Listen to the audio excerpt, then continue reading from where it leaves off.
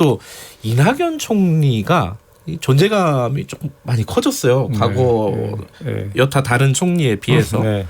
그래서 그리고 또 뭐 이낙연 총리 취임 2주년이라네요. 그렇죠. 지난주가 초대 예. 총리였으니까 그렇죠. 뭐 여러 가지로 그래서 총리, 국무총리라는 자리는 어떤 자리일까? 어떤 자리입니까? 한마디로 하면은 이게 대통령을 대신해서 국정을 조정하는 자리죠. 뭐 1인지야 만인지상 이거는 진짜 너무 옛날 말이죠. 항상 언론이 이제 그런 표현을 쓰죠. 그런데 예. 저는 정부에 있을 때도 그때마다 이건 말도 안 되는 소리다. 옛날 조선조 때 영정을 얘기하는 건데 그렇죠. 예. 지금의 국무총리가 어떻게 만인지상이냐. 네. 이게 말이 되느냐 그런 얘기를 했었는데요. 언론은 그런 표현을 쓰기 좋아했죠. 요즘에는 그런 표현을 덜 쓰는 것 잘 안 써요. 같은데. 예. 근데 저는 제가 이제 공직 생활하는 동안에 경험을 통해서 볼 때 제 생각에는 대한민국 공직 중에서 가장 하기 어려운 자리가 두 자리가 있다고 생각을 해요. 그게 뭐냐면 첫 번째가 국무총리라는 자리고 두 번째가 대통령 비서실장이라는 자리예요. 비서실장. 왜 그러냐 하면 그 두 자리가 이 국정을 조정하는 자리인데요. 좀 자기 직책을 아주 능동적이고 적극적으로 수행을 하면 금방 설친다는 소리가 나옵니다. 그러면서 견제가 들어가요. 예, 맞네요. 근데 그게 조심스러워서 소극적으로 하면 금방 무능하다는 소리가 나옵니다. 그 둘 다 안 좋은 거거든요. 그러네요. 그럼 어떻게 하면 설친다 소리도 안 듣고 무능하다 소리도 안 들으면서 자기 역할을 하느냐. 절대 쉬운 일이 아니에요. 이게 한마디로 말해서 길이 두 가지가 있는데 어느 길로 가도 욕을 먹는다. 그렇죠. 대략. 그렇죠. 그러니까 그 균형을 잡기가 쉽지 않거든요. 그러면 이게 사실은 뒤에 가서 여쭤볼 일인데 먼저 여쭤보고 시작을 해야 될 것 같아요. 지금 이낙연 총리에 대해서는 세간의 평가는 어떻습니까? 제가 보기에는 뭐 평이 좋은 것 같아요. 균형을 잘 잡고 있다. 제가 보기도 그래요. 그러니까 아주 존재감이 없지도 않으면서 존재감을 만들려면 무슨 문제가 있을 때 적절하게 나서고 적절하게 들어가고 이거 해야 되거든요.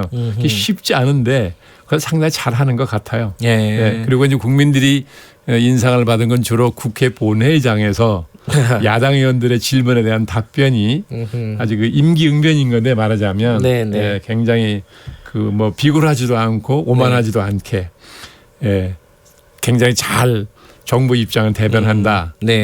잘 방어한다 말하자면 공격에 대해서 이런 인식들을 국민들이 많이 하고 있어서 그 점에서 굉장히 높은 점수를 받고 있는 것 같더라고요. 근데 이제 아까 말씀하셨잖아요. 이 좀 뭐랄까요. 존재감이 너무 드러나면은 좀 설친다. 세간에서 그렇게 얘기하기도 한다 그러는데 최근에 이제 공직 기강에 관련된 얘기들이 뭐 몇 달 사이 혹은 뭐 한 1년 사이에 굉장히 많이 나오고 있습니다. 그렇죠. 청와대 뭐 비서관들 얘기도부터 시작해서 지금은 이제 뭐 외교부 그런 건까지 해서 근데 이 이낙연 총리 같은 경우에는 이 어떤 그 공식적인 자리에서 그 장관이나 공무원들을 공개적으로 좀 뭐랄까요 한마디로 말 질책하는 그런 모습들을 많이 보였어요. 있었죠. 그거는 뭐 국무총리로서의 당연한 일이겠죠. 아무래도 물론이죠. 그 정도도 안 해서야 무슨 국무총리예요? 그러니까 군기반장 뭐 이렇게 해석을 해도 되나요? 그 내각에서 아니 뭐 그렇게 이름을 붙이려면 붙일 수도 있겠으나 문제는 받아들이는 쪽이 국무총리가 인사권자가 아니에요. 그렇죠. 대통령 인사권자란 말이죠. 제청권이 있다고 그러지만 그렇기 때문에 국무총리가 지적을 하면 안 하는 것보다는 공직사회 기강에 좀 잡히겠으나 그러나 이렇게 국민이 기대하는 것만큼의 효과는 없다고 봐야죠. 근데 제청권이 있다는 게 그러니까 항상 이제 대통령 당선이 돼서 임기를 시작할 때 책임총리라는 얘기 나오잖아요. 항상 역대 대통령 항상 책임총리 한다고 그랬죠. 그러니까 뭐 인사권이나 이런 부분들을 어느 수준에서 총리한테 위임을 할 것이냐 이런 부분에 대한 논쟁들이 좀 있었는데 이번 정부는 문재인 정부는 그 앞에 있었던 정부들하고 조금 다른 게 보입니까? 어떻습니까? 비슷한가요? 글쎄요, 뭐 큰 차이가 있어 보이지는 않는데. 그래요? 그렇다면은 책임 총리 한다 이런 것도 사실은 좀 공연불 아니었나라는 생각도 좀 들고. 우선 저는 이낙연 총리가 임명이 되고 나서요. 총리 비서실장 인사가 있었어요. 네. 그 비서실장이 청와대에서 이제 인사를 했다고 그때 알려졌거든요. 처음에요? 네. 그걸 보면서 저게 무슨 책임 총리제냐. 최소한 다른 자리는 몰라도 국무총리 비서실장은 어쨌거나 실장이라는 직급이 높을 뿐이지 비서잖아요. 네. 그럼 총리가 편한 사람, 쉽게 말해서 경험도 많고 자기에게 도움이 된다고 생각하는 그런 좋은 사람을 총리가 골라서 쓰게 하는 게 국무총리에 대한 예의이기도 한 거 아닙니까?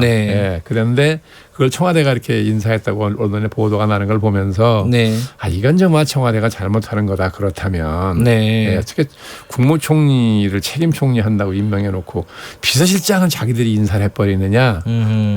뭐 그런 생각을 제가 한 일이 있어요. 그 이후에 비서실장이 바뀌긴 했죠. 그랬죠. 바뀌었습니다. 바뀌긴 했는데 어쨌든 처음에 봤을 때는 이게 청와대 입김이 너무 많이 들어간 인사였다 이렇게 보시셨군요. 그리고 또 초기에 좀 공직사회에서 나왔던 얘기가 이낙연 국무총리가 농담으로 공무원들이 하는 얘기가 전남지사 때보다도 힘이 없다. 처음에 전남지사 하다가 이제 총리 됐잖아요. 공무원들이 그렇게 농담을 하는 얘기를 제가 들었거든요. 그래서 내가 저런 얘기는 공직사회에서 나오는 건 정말 안 좋은데 왜 청와대가 저렇게 하나 하는 생각을 잠깐 했었어요. 근데 그 후에는 이제 그런 말이 많이 없어졌던 것 같습니다. 처음에 그런 지적들을 좀 받아가지고 조금 방향이 모르죠. 수정됐다 이렇게 볼 수도 있겠네요. 그랬다면 다행인 거고요. 근데 보면요, 이낙연 총리 같은 경우에는 꼭 대통령은 일주일에 한 번 독대를 한대요. 독대를 해서 뭐 밥도 한번 같이 먹고 점심 같이 먹고 이제 현안에 대해서 얘기를 많이 한다는 거죠. 그랬던 게 보통 일상적인 겁니까? 다른 정부에서? 되게 했지요. 그렇군요. 했는데 문제는 이제 같이 뭐 오찬하는 거 형식도 형식이지만 얼마나 깊은 대화를 나누느냐는 게 중요하죠. 그렇죠. 총리 입장에서는 국정 중요한 현안들이 있으니까 그런 현안에 대한 대통령의 생각을 분명히 알아야 총리로서 그죠? 역할할 수 있는 거잖아요. 그런 점에서는 대통령과 국무총리 간의 그런 정례적인 만남, 대화 이게 굉장히 중요하죠. 특히 인사문제 같은 건 더 그렇고요. 아직까지는 뭐 총리라는 자리에서 권력이 나온다기보다는 이제 대통령과 관계가 어떻게 설정되느냐에 따라서 그 권력이 이제 나온다. 이렇게 지금까지는 그렇게 봐야겠죠. 헌법상 국무총리가 독자적인 권력을 행사하기는 어렵게 돼 있으니까요. 제도적으로도 대통령이 얼마나 권한을 주느냐. 그러니까 이제 보면 정말 대통령이 상당 부분 힘을 주어서 국무총리로서 역할을 충분하게 했던 분들도 뭐 소수지만 있긴 있었죠. 어떤 경우가 있었죠 예전에? 얼핏 생각나는 게 뭐 박정희 대통령 때는 뭐 권위주의 시절이니까 좀 다르지만 그때 한때 JP가 국무총리가 된 일이 있었어요. 근데 그때는 이제 JP의 위상이 권력층 내부에서 위상이 이제 2인자라서 항상 들었잖아요. 그래서 여러 가지 풍파도 겪었지만. 이제 그러던 존재가 국무총리가 되니까 많은 사람들이 박 대통령이 후계자로 이제 생각을 하는 거구나. 그걸 아주 공개적으로 표시하는 거구나. 이렇게 받아들여 가지고 그때 뭐 JP 파워가 뭐 오래 가진 않았지만 총리할 때 대단했죠. 초기에는. 그랬군요. 그러고 나서 지금 제 기억에 떠오르는 분은 노무현 대통령한테 이해찬 국무총리? 이가 굉장히 총리로서 대통령이 적극적인 역할을 주었다고 기억이 돼요. 그랬군요. 근데 지금 이낙연 총리가요. 대선 주자 이렇게 여론조사할 때 대선 주자의 여권에서는 뭐 수위를 달리는 걸로 그렇게 계속 조사가 되고 있어요. 이거는 일상적이었습니까? 아니 그렇진 않죠. 근데 다만 이제 국무총리라는 자리에 있으면 많은 국민들한테 단시일 내에 본인을 알리는 그런 효과를 갖게 되죠. 그래서 많은 분들이 국무총리를 이제 정치적 야망 있는 분 중에도 그래서 국무총리를 하려고 했던 분들도 있고 그런 건데 현직 국무총리라는 프리미엄이 분명히 있긴 있겠죠. 그러나 그것만은 아닐 것이고 아까 말씀하신 것처럼 국무총리로서 역할을 잘 수행한다 하는 긍정적인 평가가 국민들한테 있으니까 그게 반영된 게 아닌가 그렇게 봐야 되겠죠. 근데 이제 한 가지 좀 아이러니한 것은 국무총리 출신 정치인들이 대선이 다 안 됐어요. 그러니까 그게 예. 다른 거예요. 그러니까 예. 말하자면 뭐 만인 1인지야 만인지상이라고 칩시다. 예. 그래서 2인자라고 치자고요. 예. 예. 2인자의 위치와 1인자의 위치는 전혀 다른 거예요. 아하. 예. 그러니까 대통령과 국무총리는 예. 전혀 다른 자질을 아하. 요구하는 것이라서. 자질 자체가. 그럼요. 예. 그래서 국무총리를 잘했다고 해서 반드시 훌륭한 대통령이 될 거다라고 기대하는 건 저는 무리라고 생각하는 거죠. 국무총리로 독특한 위치가 있기 때문에 네. 물론 뭐 잠재력이 있어서 네. 대통령을 잘하는 분도 있을 수 있지만 네. 예, 국무총리로서 역할 수행을 잘했다 그래서 그분이 반드시 훌륭한 대통령감이다 이렇게 보는 거는 무리일 수 있다는 거죠. 네. 뭐 언뜻 떠오르는 분들이 굉장히 많아요. 이해창 전 총리라든가. 네. 참 이해창 총리를 제가 가까이서 한때는 뭐 그림자니 예. 분신이 하는 말 들을 정도로 가까이서 예. 고절했던 일이 있었죠. 예. 네. 이해창 총리께서도 결국은 이 뭐랄까 대선에서 패배를 네. 했죠. 근데 그분은 네. 이제 국무총리로 명성을 날린 이유가 총리로서의 역할을 구체적으로 뭐 잘해서가 아니라 예. 대통령한테 고개를 들었다는 것 때문에 그랬던 거잖아요. 네. 예. 근데 그것 때문에 이 양반이 이제 국민들한테 점수를 많이 땄었던 거죠. 예, 진짜 옛날 일이네요. 이것도 대쪽 막 이런 게 언뜻 떠오르고요. 대쪽이라는 별명이 있었잖아요. 예. 근데 제가 모실 때 한번 이런 말씀 드린 일이 있어요. 현실 정치는 네. 이게 칼로 물 베듯이 뭐 자로 줄 긋듯이 되는 게 아니잖아요. 네. 잘못하면 직선 사고를 하시기 쉽거든요. 예, 그래서 제가 그런 말씀 많이 드린 일이 있는데 이랬습니다. 대쪽이라는 별명을 가지셨는데 대남의 특성이 뭐라고 생각하십니까? 그래서 대답을 안 하세요. 그래서 내가 보통 생각하면 직선으로 쪼개지는 거. 예. 를 특성이라 생각하기 쉬운데 제가 보는 대남의 특성은 복원력입니다. 쉬었다가 제자리로 돌아가는 거. 그러니까 굽힐 때 굽히는 걸 절대 두려워하지 마세요. 아하. 예.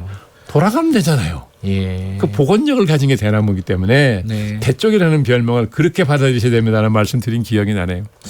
어찌됐건 뭐 이해창 전 총리 말고도 고건, 이수성, 네. 뭐 이한통 등등 이게 네, 뭐 네. 굉장히 유명했던 많이 계시죠. 국무총리들이 있었는데 네.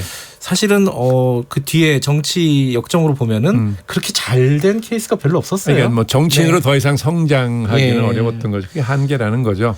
어쨌든 뭐 이번에 이낙연 총리는 아마 총선 때 네. 돌아올 것 같은데 당으로 네. 돌아갈 것 같은데 원래 뭐 또 국회 그 양반 국회에 예. 계시다 간 예. 거잖아요. 예, 그래야 되겠죠. 어떻게 될지 한번 좀 지켜보는 것도 보는 사람 입장에서는 관전하는 맛이 있을 것 그거 같고. 흥미롭게 보는 사람 많이 있을 겁니다. 예. 네. 이 현안들 한두 개 여쭤보려고 했는데 시간이 없어서 그래도 한두 개 좀 여쭤보겠습니다. 현안이 뭐가 있는데? 아니 지금 서훈 국정원장하고요. 네. 양정철 민주연구원장 만남 이거 어떻게 네. 보십니까? 뭐 사적으로 친한 사이였다는 거 아니에요? 뭐 그러니까 노무현 대통령 시절에 글쎄요. 청와대에서 그러니까 예. 뭐 양정철 원장인가요? 국정원장 아니, 양정철 민주연구원장 원장이죠. 예. 그러니까 이제 그렇게 오랫동안 밖에 있다가 예. 그런 자리로 돌아왔으니까 평소 친한 사이였다면 뭐 서원 원장이 이제 그걸 축하할 겸 뭐 자리를 가질 수도 있겠죠. 네. 그런데 어쨌거나 제가 보기에도 신중하지는 않았다는 거예요. 예. 그런 사적인 관계가 있다 하더라도 네. 시기가 시기니 많지 국정원장이란 자리의 성격상 네. 예, 좀 조심했어야 된다. 조심했어야 된다. 네. 하지만 이미 벌어진 일이니까 뭐 사퇴하라는 얘기도 있어요. 국정원장 사퇴하고. 일정 부분 야당의 공세겠죠. 예. 거기다 정치적 의미를 부여하려고 자꾸 그러는 거잖아요. 예. 알겠습니다. 또 한 가지 여쭤보고 싶은 게 제가 조금 이따가 이제 윤 장관님 인터뷰 끝나고 나서 헝가리 쪽 연결을 할 거거든요. 네네. 헝가리 쪽 연결을 할 텐데 이거 굉장히 큰 사고예요, 사실. 물론이죠. 그죠? 거의 한 30명 가까운 분들이 지금 뭐 이렇게 사고를 당하신 거고요. 예. 그러니까 이 상황에서 지금 정치권으로 좀 얘기가 예컨대 뭐 자유한국당 민경욱 대변인은 골든타임 기껏해야 3분이다. 이런 발언들은 저는 왜 하는 건지 잘 저도 모르겠다. 그건 모르겠어요. 그게 무슨 의도로 그런 얘기를 하는지는 모르겠어요. 어떻게 보면 어차피 그 희생자는 네. 생존 가능성이 없는데 네. 왜 정부가 호들갑을 떨고 거기에 뭐 구조돼 버리거나 이걸 비아냥거리는 것처럼 들리잖아요. 그 뉘앙스가 좀 있죠. 그러니까 예. 그래서 야, 어떻게 뭐 야당이든 여당이든 그걸 떠나서 현직 국회의원이면 국민의 대표예요. 예? 그럼요. 예. 예. 국민의 대표라는 사람이 그 상황에서 저런 발언을 하느냐. 저도 정말 그 의도가 뭔지 납득이 안 가더라고요. 윤영아님이 보시기에도 이게 정치적으로도 득이 안 되지 않을까요? 그게 무슨 정치로 이해득실 따질 일입니까 그게? 참 예? 어렵습니다. 이게 근데 이제 막 아까도 잠깐 박지원 의원하고도 이거 비슷한 얘기를 나눴었는데 네. 이 뭐 이것뿐만 아니라 자꾸 막말이 퍼레이드처럼 연속곡처럼 진행이 되는 게 이게 왜 그럴까 과연 뭐 그런 부분 혹시 좀 생각해 보신 적이 있으신가요? 글쎄요. 한국 정치 하시는 분들 중에 교양이 부족한 분들이 많은가 보죠. 아, 이게 참 뼈아픈 얘기네요. 교양이 부족하신 분들은 잠시 좀 생각 좀 하고 말씀을 좀 해주셨으면 좋겠습니다. 알겠습니다. 오늘 말씀 여기까지 듣겠습니다. 고맙습니다. 네, 수고하셨습니다. 보수의 품격 윤여준 전 장관님이었고요. 김경래의 최강시사 듣고 계신 지금 시각은 8시 47분입니다.